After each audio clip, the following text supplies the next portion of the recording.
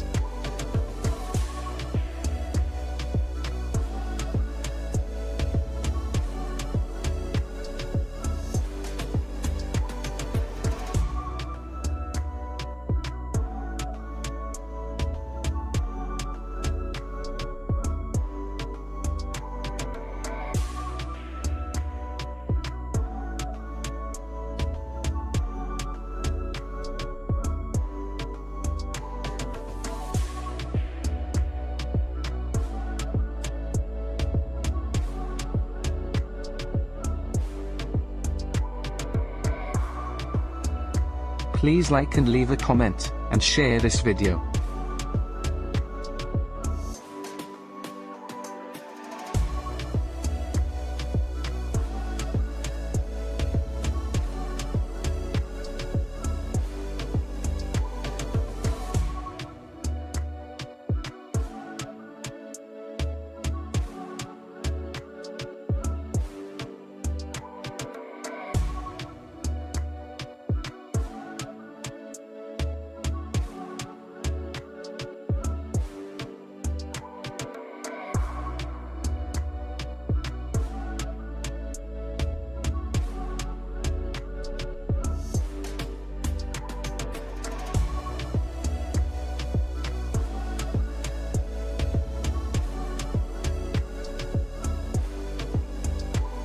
Ladies and gentlemen, the show is about to begin.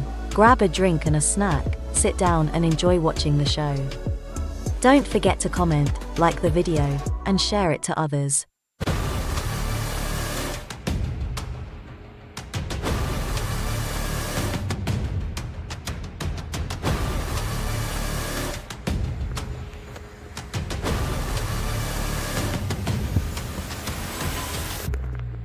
And now about tonight's show sponsor. The sponsor of today's show is Emotional Support Animals EU. They are here to support individuals with hidden disabilities and mental health conditions across Europe. Since 2018, they have been helping people register their emotional support animals, providing official documentation so they can live fuller lives with their companion by their side.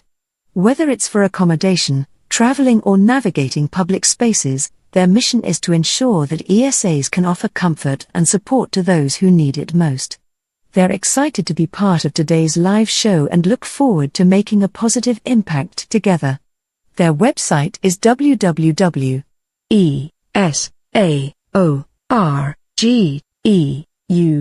Welcome to live show 79. It's the 18th of September 2024 and we're live from Minsk, Belarus from our studio here, which will be moving soon to a bigger one, better, and we'll more on that later. Tonight's show is Paging with Death. Death comes with a message. And we'll be also covering the Trump assassination part 2, Ukraine, Russia, some more in Belarus. We'll finish off with our popular section. You won't see that in Belarus. And a big thanks first to our sponsor, Emotional Support Animals EU. They're on www.esaorgeu.com and they're sponsoring this show. Let's get on with it. Before we start the show, I just wanted you to know about some Belarusian history, which is celebrated on September 17th. September 17th is celebrated as the Day of People's Unity, a holiday that emerged from a presidential decree number 206 signed on June 7th, 2021 by President Lukashenko. This day doesn't just mark a calendar event, it's a reflection on a pivotal moment in 1939 when the Red Army initiated a campaign that led to the reunification of Belarus, which had been split following the Polish-Soviet War. This split was formalized by the Treaty of Riga in 1921, resulting in eastern Belarus becoming part of the Soviet Union, while western Belarus fell under Polish rule.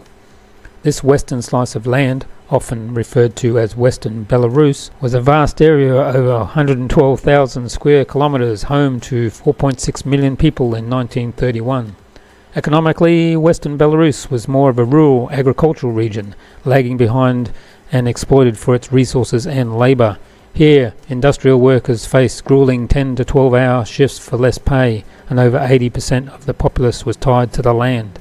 Under Polish governance, there was a concentrated effort to erase Belarusian identity. The use of the Belarusian language was banned in public sectors. Schools were shuttered, reducing from 400 schools to 0 by 1939. The media landscape was equally stifled, with Belarusian publications dwindling and cultural institutions like theatres disappearing. The Polish administration didn't just stop at cultural suppression.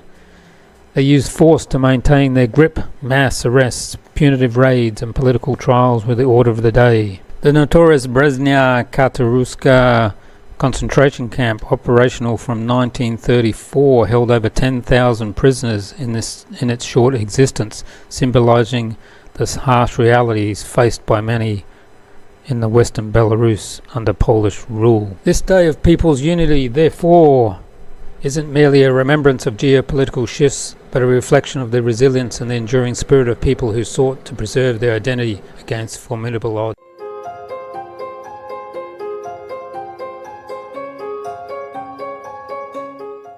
Yesterday, Lebanon witnessed an event so surreal it might have seemed ripped from the pages of a spy thriller if it weren't for the grim reality it left in its wake. Across the country, from the bustling streets of Beirut to the quieter towns of the Bekaa Valley, pages, those relics of the 90s, turned into instruments of terror. Not just any pages, mind you, but devices used by Hezbollah members for secure off-the-grid communication. Imagine going about your day, perhaps shopping for groceries or sipping coffee at a local cafe, when suddenly the pager in your pocket or hand just doesn't vibrate with a message, it explodes. Let's watch these two videos from supermarkets.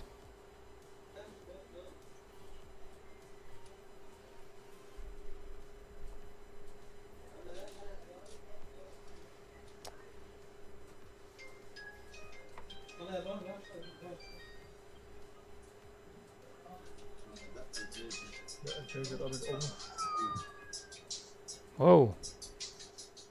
Now let's watch another one.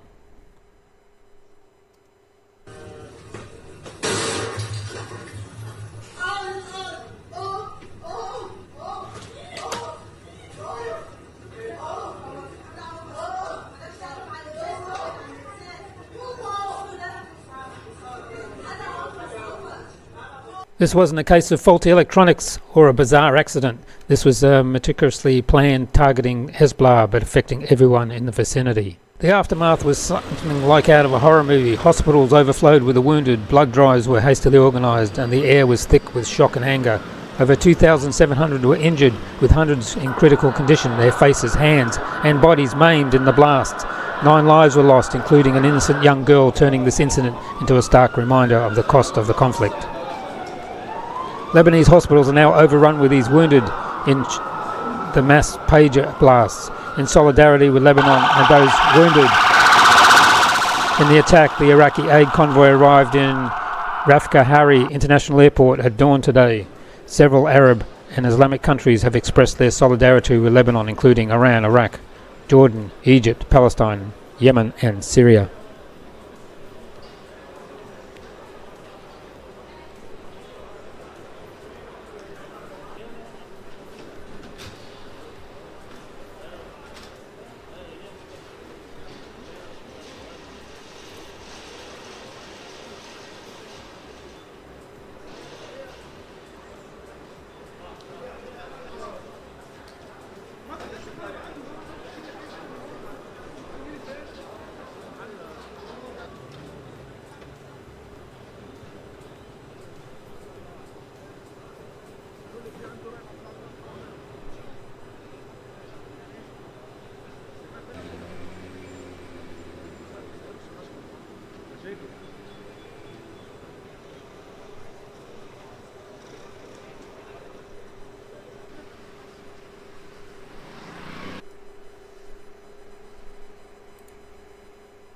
The method, ingenious or diabolical depending on your perspective, explosives, small but deadly, were embedded into these pages, likely during their supply chain journey before reaching Lebanon. A trigger, a message, perhaps an error code that set off the devices across the region almost simultaneously. Hezbollah ordered the pages from a Taiwanese company, which had them made in Europe. Israeli agents intercepted the devices in Europe, adding explosive near the battery with a remote trigger.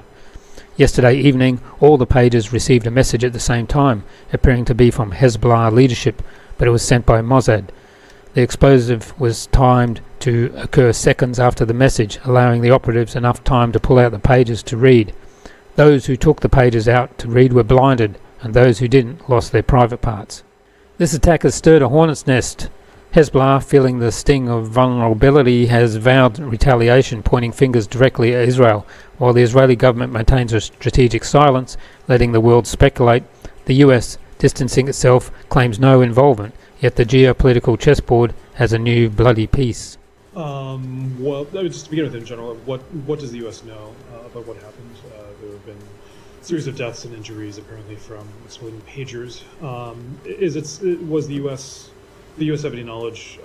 What does it know now, and when did it know of what? So we are gathering information on this incident. I can tell you that the U.S. was not involved in it. The U.S. was not aware of this incident in advance, and at this point we're gathering information. And what information have we gathered so far? We'll continue to collect information. I don't have any public readout to give now, but we're collecting information in the same way that journalists are across the world to gather the facts about what might have happened. Obviously, it doesn't take much guesswork who the most likely culprit would be in terms of doing this, in terms of who the enemy of Hezbollah is. Do you have any indications that to doubt that it would be Israel that is beyond the... I don't have any assessment to offer one way or other at this point. But did the USA know about this attack? An American MQ-4C UAV circled on the day from 1400 to 1530 off the coast of Lebanon, as you can see in this screenshot, and according to the Hezbollah, the pages exploded at 1530. The Taiwanese company Gold Apollo is now saying that the pages ended up in Lebanon not because of their cooperation, but because of a Hungarian company, BAC Consulting, KFT. What does this mean for Lebanon, for the Middle East? It's not just about pages or even Hezbollah anymore. It's about how far technology can be weaponized and secure communication can be turned against you.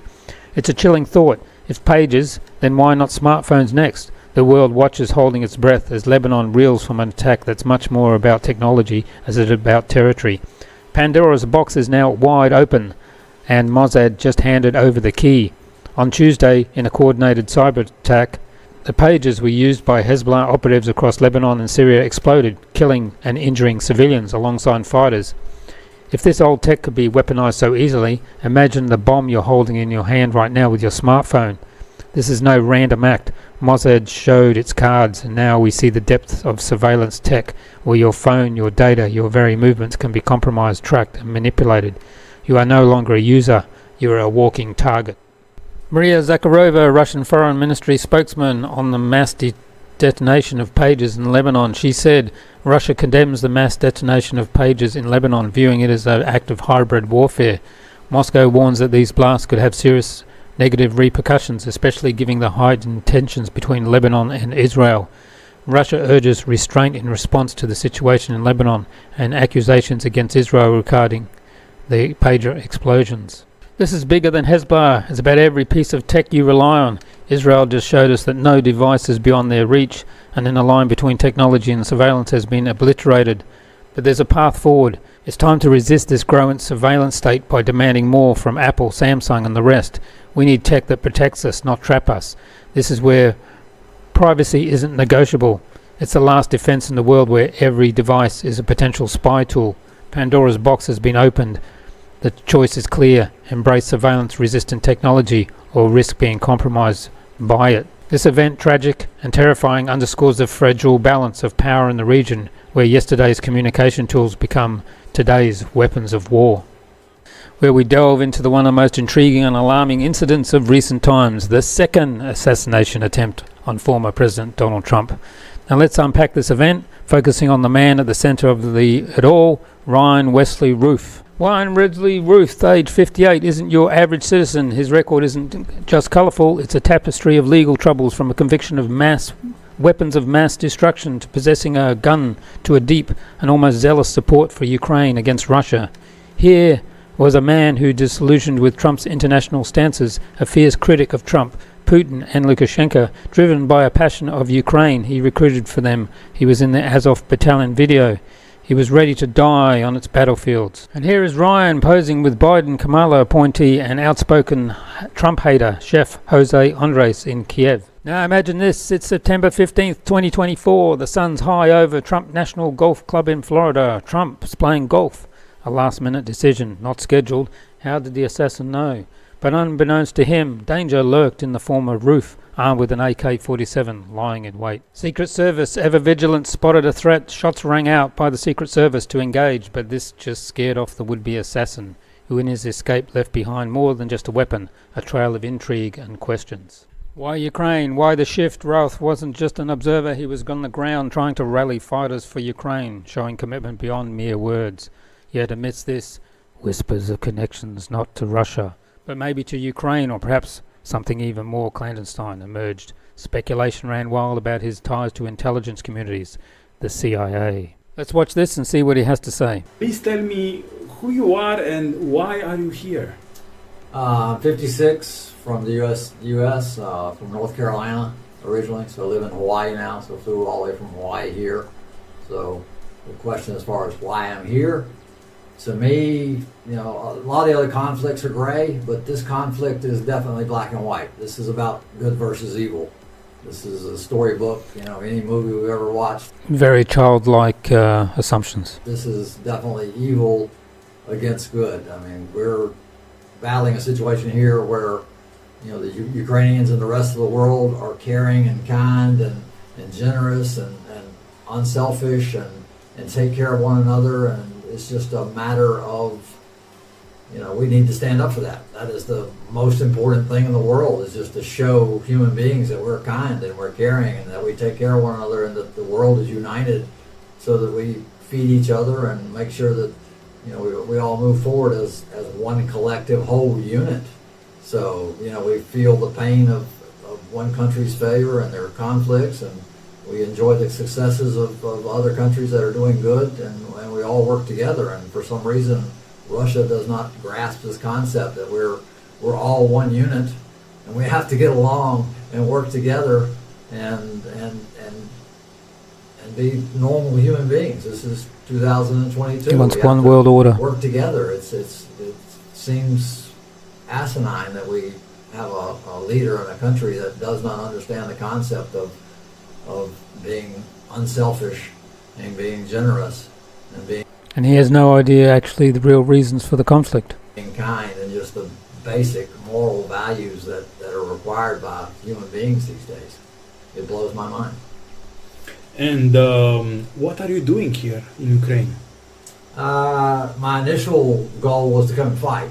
I think everybody around the globe should be motivated to come here and support the Ukrainians and support the army, no matter what gender, age, anything. Everybody should be here supporting the army. But I'm 56, so initially they were like, well, I have no military experience, so they're like, you're not an ideal candidate. So they said, not right this minute. So plan B was to come here to Kyiv and promote getting more people here. We need thousands and thousands and thousands of people here fighting with the Ukrainians. We need, we've got 190 countries around the world, and we need thousands from all of them. If the governments will not send their official military, then we civilians have to pick up the torch and make this thing happen. And we've gotten some wonderful people here, but it's a small fraction of the number that should be here. If we have 5,000, to 10,000 people here fighting, that is just a minuscule amount of the 5 billion people on the globe. We need everyone here fighting. That's why I'm in Kyiv.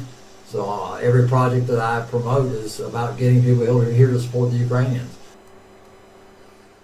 Ruth is in many news outlets claiming to meet with US congressmen or Ukrainian officials. Mr. Ruth said he was in Washington to meet the US Commission on Security and Cooperation in Europe, known as the Helsinki Commission, for 2 hours to help push for more support for Ukraine. The commission is led by members of Congress and staffed by congressional aides, is influential on matters of democracy and security, and has been vocal in supporting Ukraine. As I said, speculation has been running wild, and let's listen to this. New Trump assassin just dropped, and there's some spicy details already. Ryan Routh, very strange guy who's lived a very strange life. And this time, the internet was wise and archived all of his socials as much as possible before the FBI took it all down. So here's some basics on what we know about him, and one really interesting rabbit hole about who he might be. Right off the bat, though, it's super early. This is all speculative. Take your time, pump the brakes. We're just digging through dirty laundry. We don't know what sticks yet. But this guy is a private American citizen who traveled to Ukraine on his own dime, to help recruit civilian soldiers to fight for Ukraine and Afghan special forces he was recruiting on his Facebook page. Here's an archive of all of his tweets that look pretty damn automated to me. They pretty much all look like this. In a past life in Hawaii, he apparently ran this company that made a single tiny home and a single Facebook page and never did anything else with it. Super weird. But I grabbed everyone that he followed on Twitter before they deleted it. He only followed 60. And right down at the bottom of that list, which I think indicates his first follow, is this girl named Sue Kim, who is ex-CIA, along with some other very interesting things. Now again, reminder, this is just speculation, digging through Twitter dirt. Maybe this chick is just a wonderful, patriotic person that's helping America. Who knows? But her account is private, meaning why does he follow her? I've been digging around, and one of my followers said that they found her in the people that follow him back. I have not been able to confirm that for myself because they took the account down. If you've got a video of the 1.2 thousand followers that followed him, that would be great to know. He says that she was at the bottom of his followed list, meaning that she followed him right when he made the account. That would make sense, seeing as she's at the bottom of his following list of who he follows too. I mean, every asset needs a handler. And when you go through some of these other affiliations here, you get what is essentially the CIA training grounds at Johns Hopkins University. It explores the relationship between politics and the many kinds of military power, from the use of terror by small non-state groups to the threatened use of nuclear weapons. Its director is John McLaughlin, who is literally an ex-acting director of the CIA and ex-deputy director of the CIA. 3-decade career at the CIA. David is third on the list of people at the top of this institution at the university. 30-year career in Army Special Forces, various special operations, invading various countries, as well as Operation Enduring Freedom. You get the idea. Anyways, RAND Corporation. That's a military industrial complex think tank, kind of like the Atlantic Council. And LMI org. Yeah, that's like a military industrial complex education and training program as well. Preliminary findings on the internet when you search our homeboy, the shooter, show his arrest record, including in 2002, possession of weapons of mass destruction, Class F felony, along with 3 other blocks of things like possession of handguns or concealed weapons and driver's license stuff. And yeah, that sounds like some operative shit to me.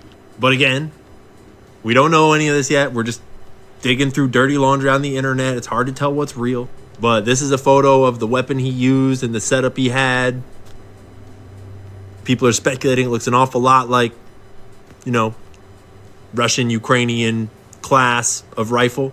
He's doing these weird recruitment ops in Ukraine for civilians. Well, he's like posting on his Facebook all the time to like no followers about how he's recruiting hundreds of civilians to fight for Ukraine. Like, posting for like Afghan special forces to contact him so they can come fight in Ukraine. But he's like just a random citizen from Hawaii.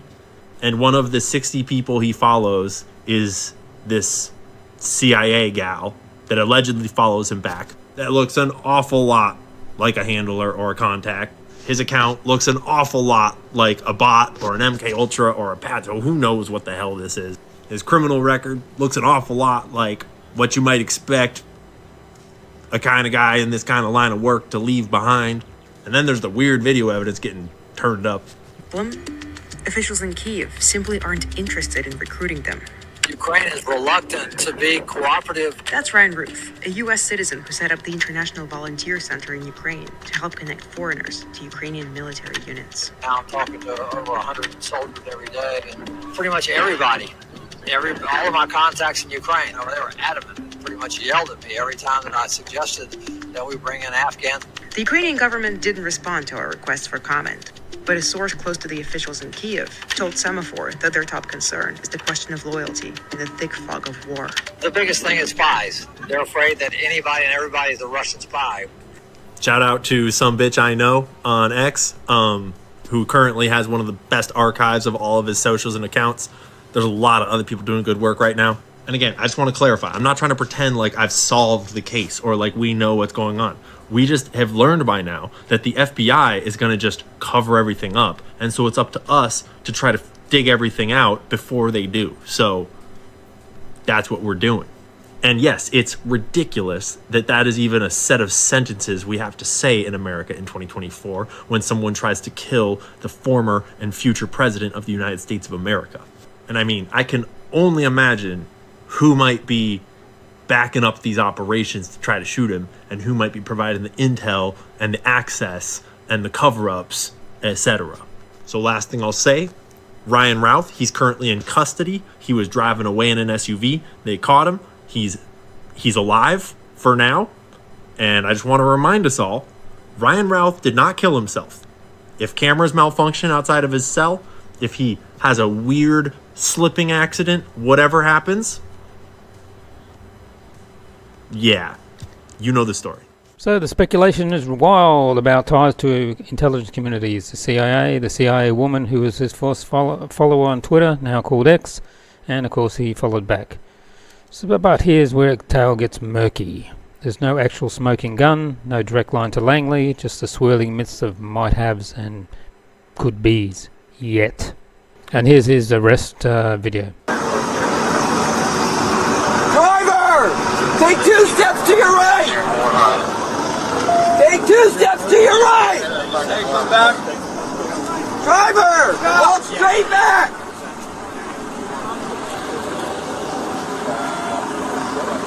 Keep walking!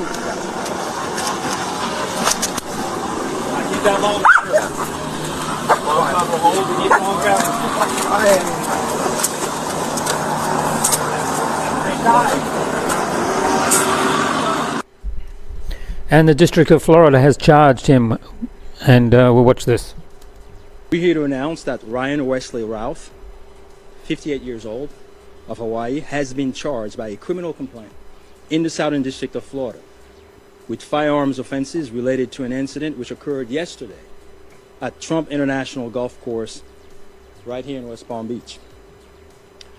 Routh was charged federally with possession of a firearm by a convicted felon and possession and receipt of a firearm with an obliterated serial number. He had his initial appearance today before Magistrate Judge Ryan McCabe in the federal courthouse in West Palm Beach. According to the allegations in the complaint, a U.S. Secret Service agent walking the golf course perimeter saw what appeared to be a rifle poking out of the tree line. After the agent fired a service weapon in the direction of the rifle, a witness saw a man later identified as Routh fleeing the area in the tree line. Routh was later apprehended by officers from the Martin County Sheriff's Office in coordination with the Palm Beach County Sheriff's Office. The complaint alleges that in the area of the tree line from which Routh fled, agents found a digital camera, a backpack, a loaded SKS-style rifle with a scope, and a black plastic bag containing food. The serial number on the rifle was obliterated. According to the complaint, Routh was convicted of felonies in North Carolina in December 2002 and March 2010, and therefore was prohibited from possessing a firearm. The FBI is leading this investigation, this ongoing investigation. As the Attorney General stated earlier today, the FBI is continuing its investigation of this incident as an assassination attempt upon the former president. The investigation remains at its early stages. The entire Justice Department, including the FBI, the United States Attorney's Office for the Southern District of Florida, and the National Security Division are coordinating closely with our law enforcement partners to fully investigate and prosecute this matter. The charges we're announcing reflect the strong collaboration of the agencies represented here. The U.S. Attorney's Office, the Department of Justice, would be unable to carry forth our mission without the invaluable assistance of our federal, state, and local law enforcement partners. Trump meets with the Martin County Sheriff's Office deputies who activated the traffic stop on I-95 and took assassination suspect Ryan Routh into custody. That's good-looking stuff right there. That's good-looking human beings, huh? Mr. President, God bless. Great job. Great job. We'll go down the line. Thank you very much. I'm still here. Mr. President. Thank you very much. Thank you very much.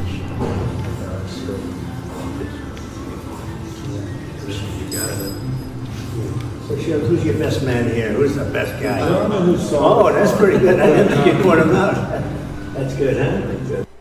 The political fallout was immediate. Elon Musk, never one to shy from the fray, pointed fingers at the media, suggesting the role in inciting violence against Trump. This incident just didn't threaten a life, it threatened to fracture our political discourse even further, he said, highlighting the razor-thin line between free speech and incitement. Let's watch some of these videos. Trump not only have had the codes, but now having the classified information for Americans and being able to put that out and share it in his resort with anyone and everyone who comes through should be terrifying to all Americans, and he needs to be stopped. I just don't even know why there aren't uprisings all over the country, and maybe there will be.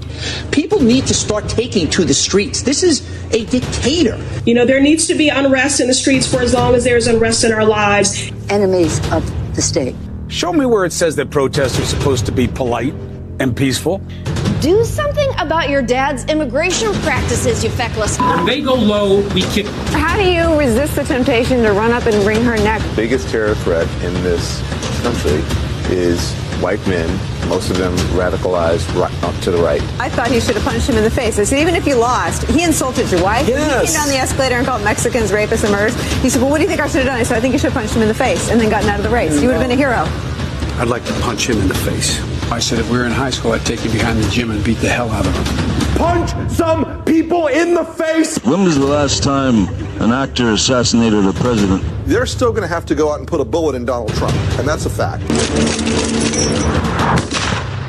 Look as his character is stabbed to death. Where is John Wilkes Booth when you need him? I have thought an awful lot about blowing up the White House. A Missouri state senator is under investigation by the Secret Service after saying she hopes President Trump is assassinated. I will go and take Trump out tonight. And if you see anybody from that cabinet in a restaurant, in a department store, at a gasoline station, you get out and you create a crowd. And you push back on them. And you tell them they're not welcome anymore, anywhere. And sadly, the domestic enemies to our voting system and our honoring our Constitution are right at 1600 Pennsylvania Avenue. They're not going to stop before Election Day in November, and they're not going to stop after Election Day. And that should be, everyone should take note of that on both levels, that this isn't, they're not going to let up, and they should not. If you think we're rallying now, you ain't seen nothing yet. And more. Just unquestionable at this point that man cannot see public office again. He is not only unfit, he is destructive to our democracy, and he has to be eliminated. This is from the New Republic, what an American fascism would look like. Reporter Hector Molina continues our coverage tonight. We don't want to see our presidents assassinated. According to Rob Sanders, a distinguished lecturer of national security at the University of New Haven, the two assassination attempts on presidential candidate Donald Trump are a reflection of the actions of political leaders and the overall political climate in our country. Violence has increased in part due to Donald Trump's own actions, but it's also increased due to the divisiveness and divisiveness of the nation right now in this political environment.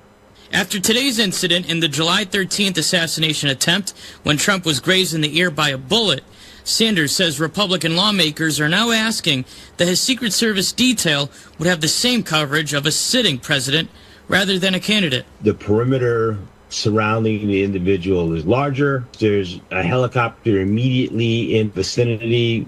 I don't know if they're going to do that, but there's at least an argument now for which to do so based on his second attempt. I'll say this.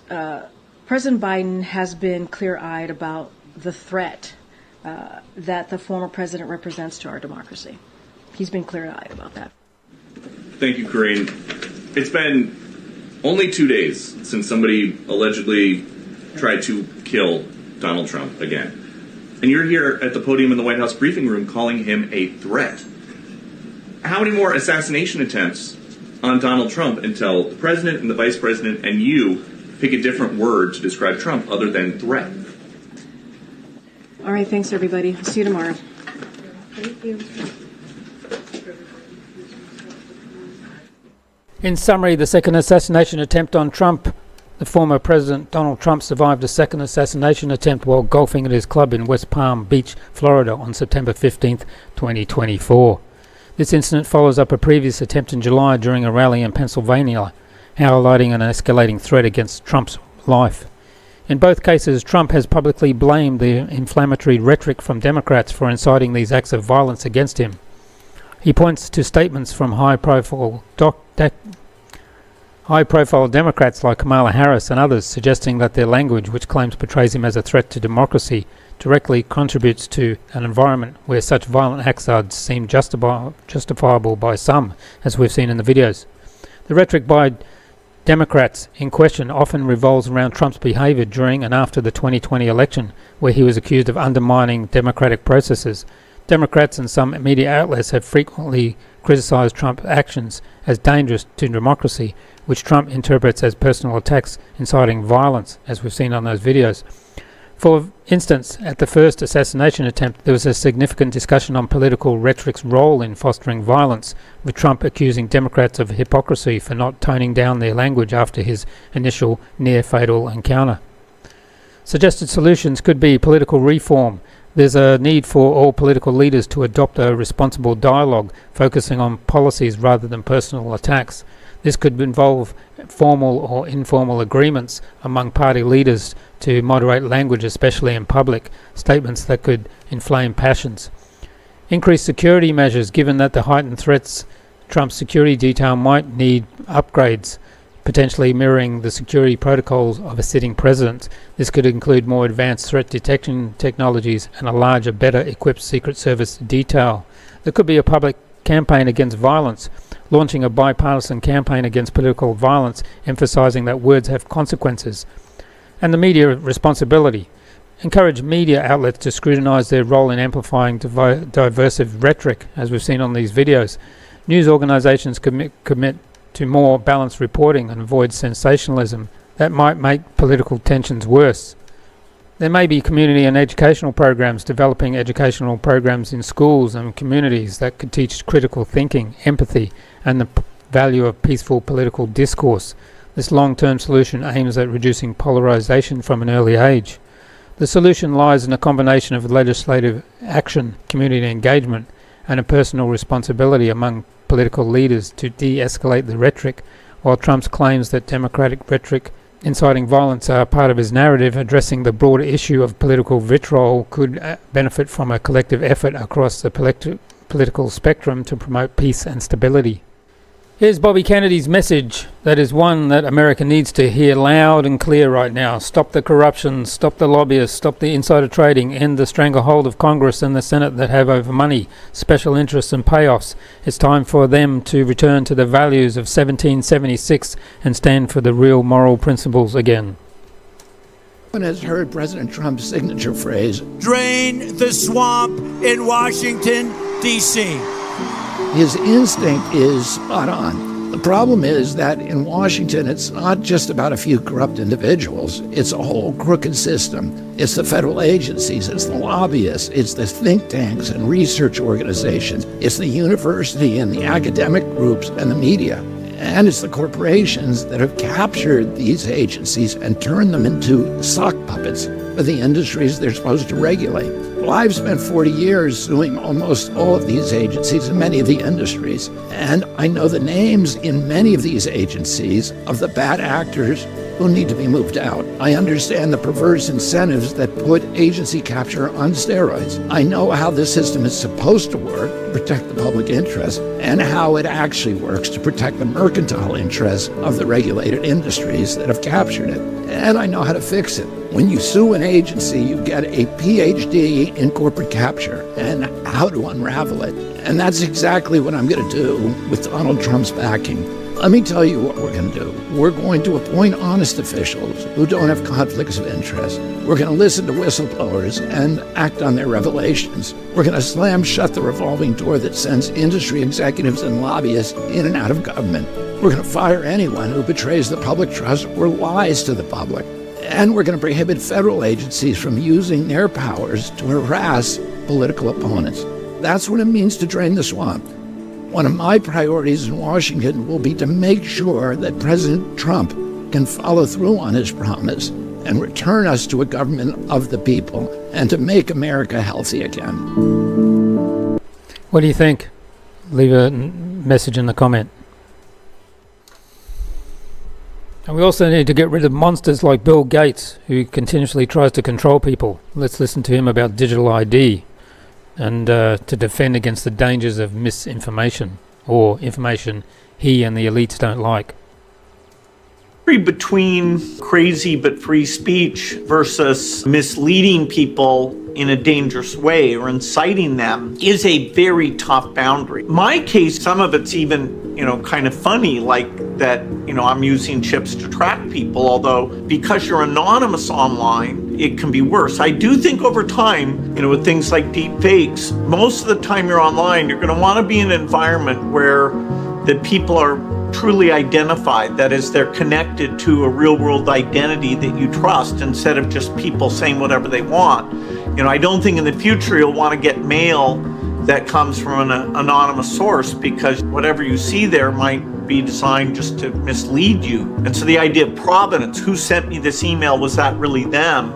We're going to have systems and behaviors that we're more aware of. Okay, who says that? Who created this? What she asked for, she's calling for criminal charges and penalties against Americans involved in spreading what she labels propaganda. Ironically, to support her argument against free speech, she cites the Russiagate narrative, a discredited claim that originated from her own campaign's propaganda efforts. She references the Mueller investigation where some Russians were charged for social media activity. However, when one of the Russian companies showed up to challenge the case in court, Mueller ultimately dropped the charges. Just as Mueller indicted a lot of Russians who were engaged in direct election interference and boosting Trump back in 2016. But I also think there are Americans who are engaged in this kind of propaganda. And whether they should be civilly or even in some cases criminally charged is something that would be a better deterrence. Because in Ukraine news, Stoltenberg, Mr. Norwegian Wood, has consistently maintained that the risk of nuclear war is preferable to Putin's victory. What? A nuclear war in Europe seems to suit his US backers just fine, while the Europeans remain silent. Discussing the potential lifting of restrictions on strikes against Russian territory, Stoltenberg responded to British Foreign Secretary David Lammy's statement that the UK is negotiating with the US and allies to give Ukraine more freedom in using long-range Storm Shadow missiles. We are facing a full-scale war in Europe initiated by Moscow. In this war, there are no free risk options, but I firmly believe that the greatest risk for us would be President Putin's victory in Ukraine, Stoltenberg emphasized. So he would prefer World War III. Former CIA Russia Director George Beebe warns that long-range missiles won't significantly change the outcome for Ukraine and calls on the West to start negotiations rather than cross red lines that could provoke dangerous retaliation from Moscow. He cautions that allowing Kiev to strike deep into Russian territory could bring the West and Russia into the brink of war, with both sides rapidly losing room to maneuver and avoid a direct military confrontation. Beebe emphasized that while long-range missile strikes like those from the HIMARS or ATACMS might temporarily increase Ukraine's capabilities, Russia can adapt. Additionally, sending enough missiles to cause real damage is difficult, with limited options available. He also stressed that such strikes would more likely harden Putin's stance, reinforcing his claims that Russia is in a fight against NATO, not just Ukraine. Ultimately, Beebe warned that these escalations could push Russia to retaliate against a Western target, creating the risk of a large-scale war through nuclear escalation unlikely. He urged that the West avoid complicating a potential settlement, stating that Ukraine does not need long-range weapons, but a clear path to negotiations. And a Russian TV host suggests to build a copy of London and Washington and blow them up with nukes. Bit expensive, PR? А давайте построим на Новоземельском полигоне ядерном копию Лондона, ну хотя бы центра Сити, пусть будет просто Сити. И бахнем. И еще Вашингтона, вот этот центр, где стоит колонна, Белый дом, вот эта центральная часть. И проведем учения с применением, возможным применением, у нас подготовленный полигон.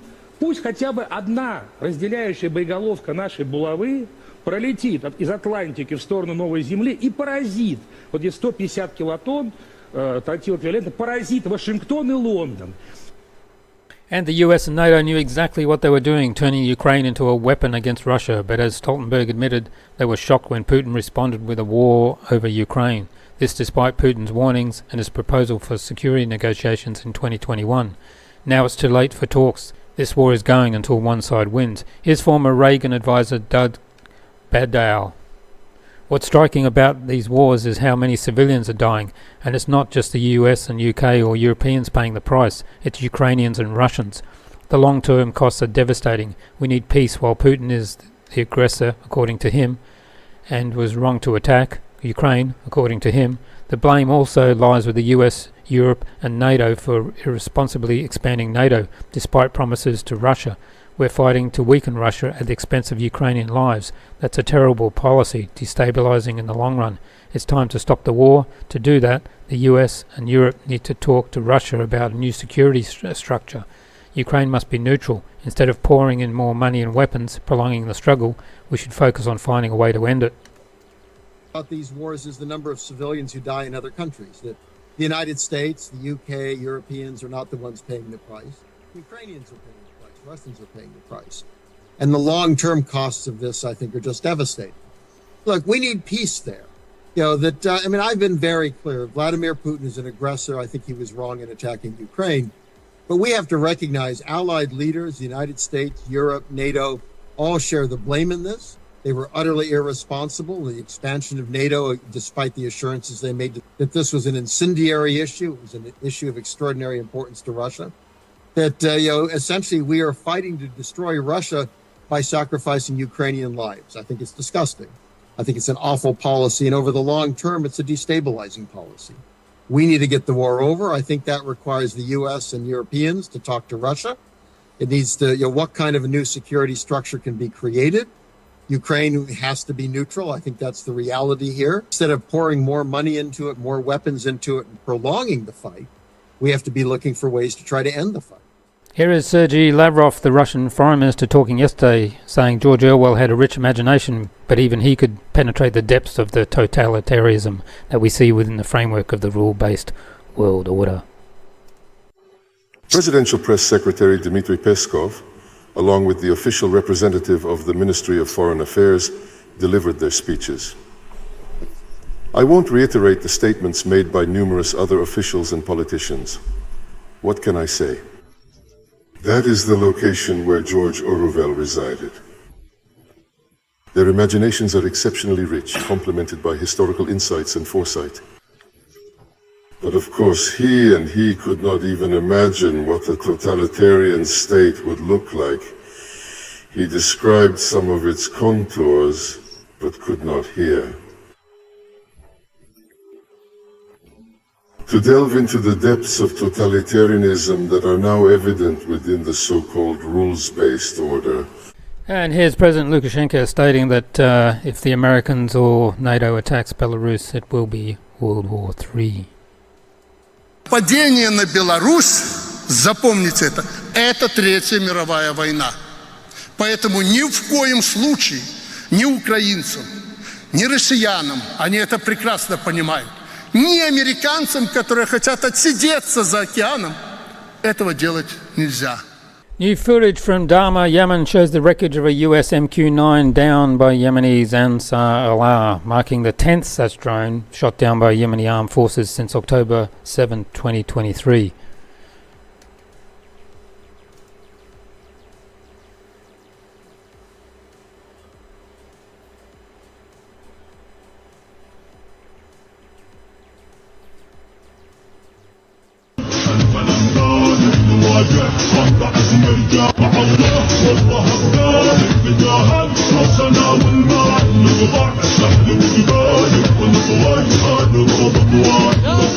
That must be one down nearly every month now. Here's some footage of the Yemeni Houthis launching a hypersonic missile at Israel.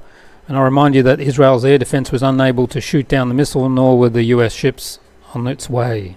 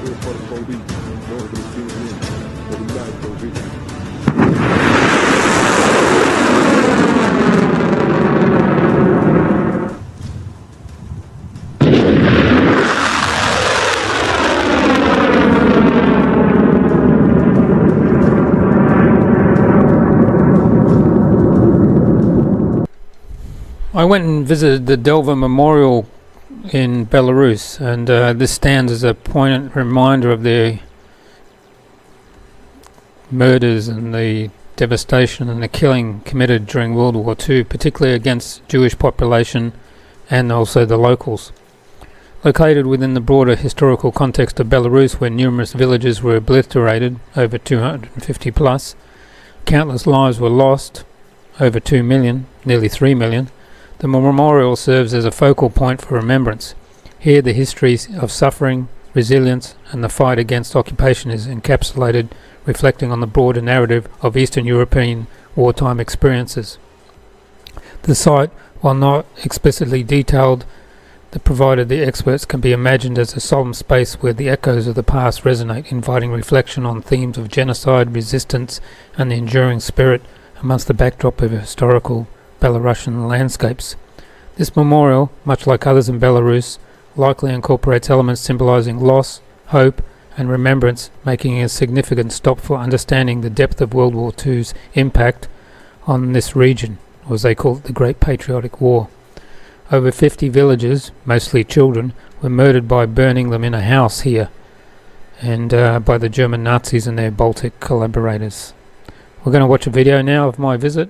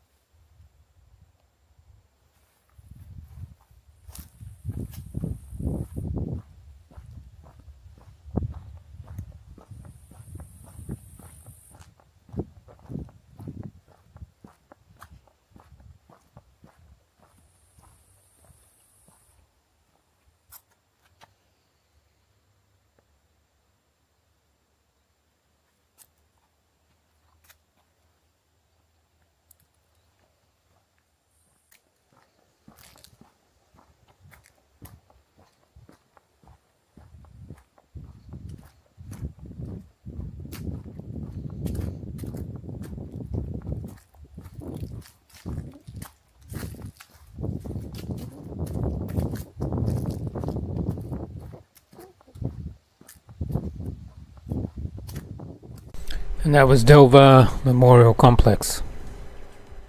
Now our end of the show. You don't see that in Belarus section. Only a few videos today. Short one. Hope you enjoy it. Tonight you don't see this in Belarus. We've got 3 videos all from the US. This is from New York and Brooklyn. They are cooking out in this park, y'all. Check this shit out. He is deadass cooking off his shopping cart. They got chicken and shit. Yo, they do not play over here. You hear me? Check this shit out. He is dead cooking off his. No! No!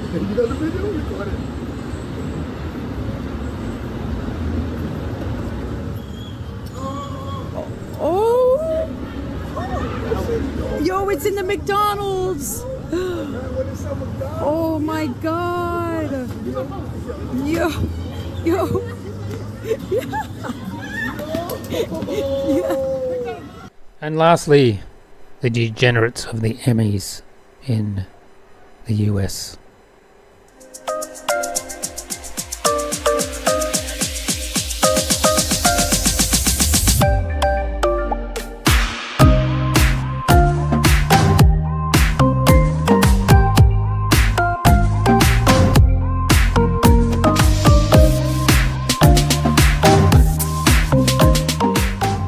That's the end of the show, show 79. Thanks for tuning in. It's 18th of September 2024, paging death. Death comes with message.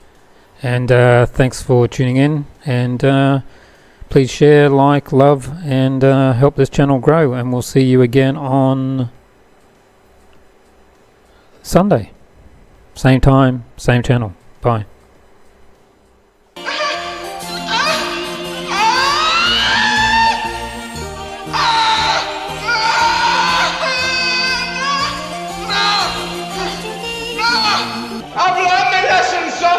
I see now what I've never seen before. I'm cured.